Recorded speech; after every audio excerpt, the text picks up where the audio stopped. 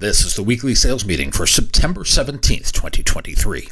My name is Chris Fleming. You can reach me at chris@cdmediaconsulting.com or go to our website at cdmediaconsulting.com. Today's topic is the authenticity contract. In construction, the strongest shape is the triangle. It is the one preferred by architects and designers. The triangle is superior because of its ability to hold its shape and support weight. Some of the world's greatest architectural wonders have stood the test of time due to their use of triangular design. The Eiffel Tower and the pyramids of Egypt come to mind. In the world of sales, we have several triangles. We have explored the failure triangle. It is a way to present worst-case scenarios and avoid pitfalls.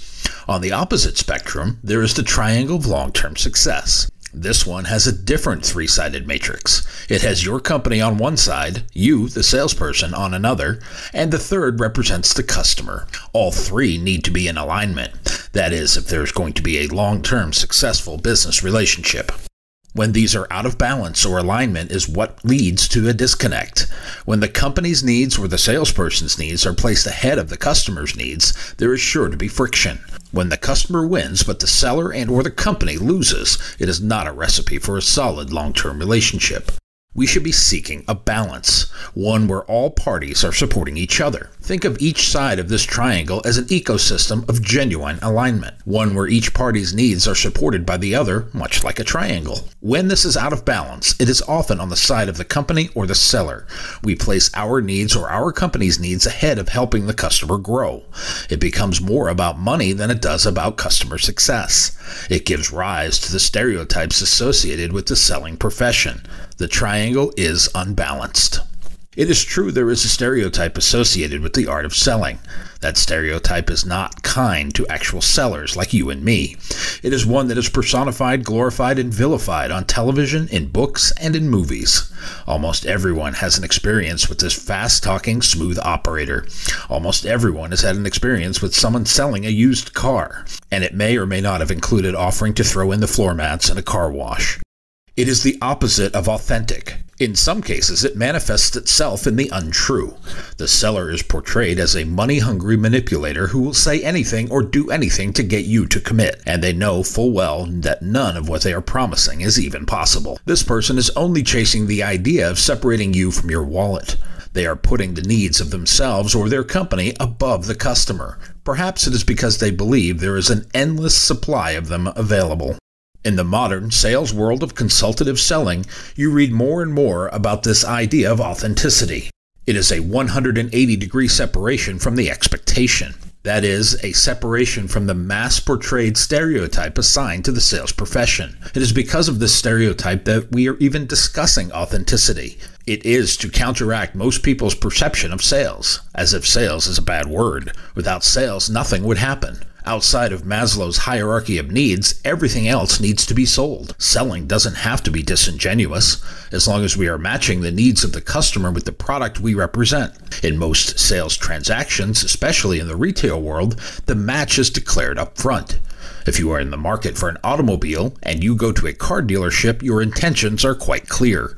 If you are searching for a house and you call a real estate agent, you have announced your aim. When the product is more abstract, like say mass media advertising, the need is almost never announced or declared. Part of that is fear. Fear on the side of buyers that they will end up buying something, and they will buy from someone that doesn't have their best interest at heart, someone who will sell them something to make a sale regardless of whether it is good for them. And if you are selling mass media in today's world, I can guarantee that we have all done it at one point. We were given the package of the week by our manager and were told we need to sell 10 of these by week's end. At that point, the who and the why didn't matter as much as the how many. It was about the company's need, not the customer's results. This act in itself is what gives media sellers a bad name. It causes people to mistrust us as we play into the stereotype laid out in polite society. If we sell only what is good for ourselves and not for our customers, that is disingenuous. If we sell only what is good for our company and not our customers, that is inauthentic. If we throw the needs of the company and the seller away only to appeal to the client's need, that is also inauthentic. The only way that a true consultative partnership works is if all three components of the business triangle are satisfied. This means the company wins, the salesperson, and the customer.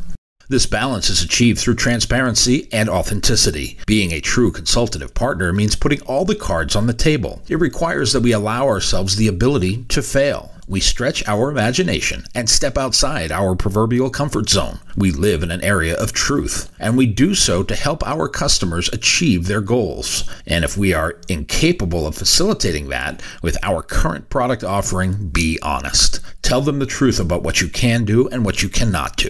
I am sure there are some station owners and upper management types that will disagree with me, and I'm fine with that. But part of being authentic comes with being honest. People buy into that. You will move up in the customer's view by acting this way. It is what people want from their advisors. They expect their sellers not to act this way, based on the stereotypes we outlined earlier. Our goal should include moving into that senior advisory role, taking a leadership role for our business customers, getting out of the transactional conversation, getting into the strategic discussion about what works best, and why. In researching material for this, I found an article on how to develop authenticity. That in itself would not be authentic. If you have to develop it, what exactly are we developing? Our own genuine personality? Operating in a world of authenticity means being true to oneself. Why would one need to develop that? It is about operating in a world of honesty. It is saying, here is what I can do, and here is what I cannot do. These are the areas we excel in. These are the areas where we do not. Lay out the facts as they exist.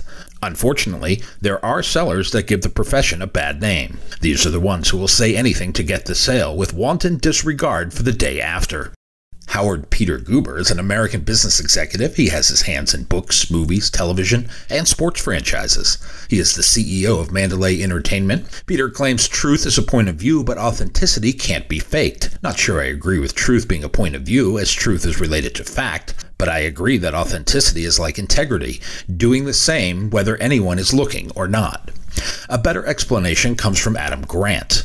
Adam is a professor at Wharton and an organizational psychologist. He's a best-selling author. He explores the science of motivation, generosity, original thinking, and rethinking. He is recognized as one of the world's 10 most influential management thinkers. Mr. Grant says authenticity means erasing the gap between what you firmly believe inside and what you reveal to the outside world. His insight claims that we have to be open to vulnerability. It means taking a stand and revealing our true feelings. Once you take a stand, others will come and pick you apart. After all, it is easier for the masses to sit on the sidelines and throw barbs at anyone who dares take a stand than stand for anything themselves. It often means you will be on your own for a while, standing with your opinion in the wake of the masses who are headed in the opposite direction. I am okay with that. When you present your authentic self to your customers and prospects, your job gets easier. Let me repeat that. Your job gets easier. It is not about pleasing everyone. It is about a true representation of what is possible and what you can do for your customers, and that never changes. Once you learn it, you can stand by it. Your words and deeds are in concert. You are a step closer to being considered trustworthy. There are some key characteristics of authenticity. They are honesty, self-awareness, consistency, vulnerability, empathy, and courage. Start with honesty. Only present the real you, flaws and all. Don't pretend to be someone or something you are not. Know your own strengths and weaknesses. Express them without fear. Be consistent. Your actions and your words must be in concert. Sharing one's true self opens you to outside criticism. This idea of vulnerability makes you more likable. Authenticity requires empathy, and that is the ability to see things from someone else's point of view. Finally, courage makes you open to what is new and what is possible. These basic characteristics make you the most authentic you possible. The opposite is also true. Those who are inauthentic are disingenuous. Their behavior has many tells. One is inconsistency. Their words are one thing, but their actions are another.